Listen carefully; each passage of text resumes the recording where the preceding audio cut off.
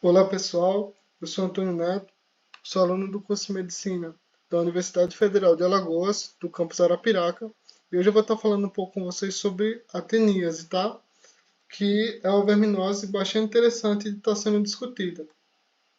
Bem, a teníase é uma doença que, em linhas gerais, pode ser desencadeada por dois vermes distintos. Ela pode ser desencadeada tanto pela tenia solium quanto pela tenia saginata.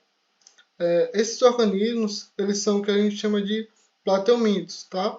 Plateumintos, eles são vermes que apresentam a característica de serem achatados dorso-ventralmente.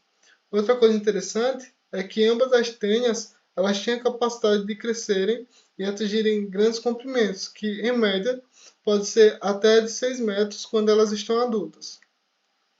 Bem, popularmente as tênias são conhecidas como solitárias, e esse nome não é à toa, uma vez que ele advém da grande dificuldade de conseguir encontrar mais de uma tênia adulta no mesmo indivíduo, tá? Então, a partir disso, a gente fala um pouco também sobre a questão da reprodução desses vermes, que, como a gente sabe, as tênias são hermafroditas, ou seja, elas têm a capacidade de realizar a autofecundação para conseguir ficar expelindo seus ovos nas fezes do hospedeiro e, a partir disso, contribuir para o ciclo biológico de infecção de outros organismos. Bem, além disso, é interessante dizer que esses vermes eles têm a capacidade de viver longos períodos infectando o mesmo indivíduo, ou seja, ele tem a capacidade de viver por vários meses, alguns deles sobrevivem por alguns anos. Bem, outra característica interessante é que esses vermes eles são o que a gente chama de é, vermes que apresentam um ciclo de vida heteroxênico, ou seja, eles apresentam mais de um hospedeiro no seu ciclo biológico. Nesse caso, o hospedeiro definitivo, que é o que abriga o parasita na forma adulta, seria o homem, enquanto o hospedeiro intermediário, que seria o que abriga o parasita na forma larval, ele pode ser dois animais distintos, os quais vão depender de qual tipo de tênia que a gente está falando. Tá?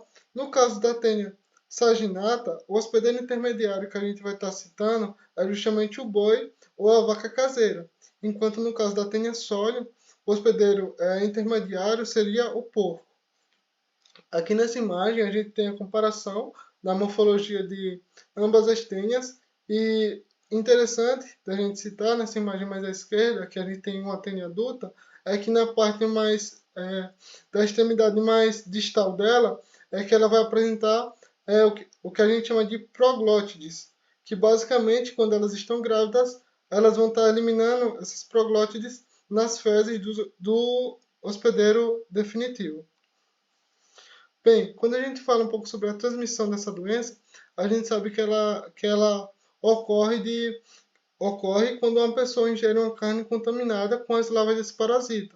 Ou seja, basicamente, como eu falei, a gente tem dois hospedeiros intermediários, que poderia ser o porco ou a vaca, e quando o ser humano ingere a carne contaminada desses animais, ele vai estar se contaminando e desenvolvendo posteriormente, provavelmente, a teníase, tá? É, uma coisa interessante quando a gente está falando disso, do ciclo de transmissão, é que quando a gente fala especificamente da tenia solium, é interessante que ela não causa apenas a teníase, ela tem a capacidade de causar uma outra doença, que seria o que a gente chama de cisticercose, que nesse caso é quando o ser humano, em vez de ingerir a carne com a larva, o ser humano nesse caso estaria ingerindo a carne com os ovos ainda sem eclodir. Então, nesse caso, ele poderia desenvolver o que a gente chama de cisticercose. Tá? Então, nesse caso, quando a gente está falando da tênia solium, em tese, os seres humanos podem ser tanto hospedeiro definitivo quanto hospedeiro intermediário para essa doença. Bem, aqui a gente tem um pouco falando sobre como seria esse ciclo biológico da teníase. A gente sabe que um ser humano infectado, ele vai estar eliminando os ovos desse verme nas fezes, que vai contaminar o solo da região e, posteriormente, esses hospedeiros intermediários, ao se alimentarem, eles poderiam estar ingerindo acidentalmente esses ovos desse verme, que ao serem ingeridos migrariam para a região dos músculos desses animais e a partir disso, quando o ser humano se alimentasse da carne desses animais que tem essas larvas contidas ali, ele estaria se reinfectando e contraindo a teníase novamente. Aqui ao lado eu coloquei para a gente um pouco da definição do que seria o ciclo da cisticercose, que, como eu falei, seria quando o ser humano ele ingere, em vez de ele ingerir a larva do verme, ele estaria ingerindo os ovos em si. E nesse caso, a ingestão desses ovos pode ser pelo que a gente chama de heteroinfecção, que é quando a ingestão dos ovos ocorre acidentalmente, ou seja, quando o ser humano ingere os ovos a partir da disseminação de que um outro ser humano fez ali na região. Essa infecção pode ser o que a gente chama de autoinfecção externa, que é quando o ser humano, por falta de higiene, digamos que ele defeca, ele tenta fazer a higiene, mas ele não higieniza a mão direito, depois leva a mão à boca e a partir disso ele estaria se reinfectando. E também pode ocorrer autoinfecção interna, que basicamente seria através de movimentos antiperistálticos, que nesse caso os ovos do verme poderiam subir até o estômago, a partir disso seriam eclodidos e a partir disso se disseminando, causando o que a gente chama justamente de cisticercose. Bem, falando um pouco sobre a questão dos sinais e sintomas, eles vão depender se seriam da doença, se seria justamente apenas da teníase ou se seria da cisticercose. Quando a gente está falando sobre os sintomas da teníase, a gente tem que eles são, em geral, sintomas do trato gastrointestinal, mas podem ocorrer também questão de fadiga, questão de irritabilidade, cefaleia e tontura, e, como eu falei, principalmente náuseas, vômitos e dores abdominais. Ao passo que os sintomas da cisticercose eles vão depender basicamente do local onde o ovo desse verme estaria se implantando, e quando ele ocorre no sistema nervoso central, a gente pode ter dores de cabeça, confusões mentais, convulsões, desmaio e até mesmo a morte. Bem, o diagnóstico dessa doença, a gente sabe que ele é realizado basicamente a partir da identificação dos ovos e das proglótides nas fezes dos indivíduos infectados. Então, basicamente seria através justamente desse exame de fezes.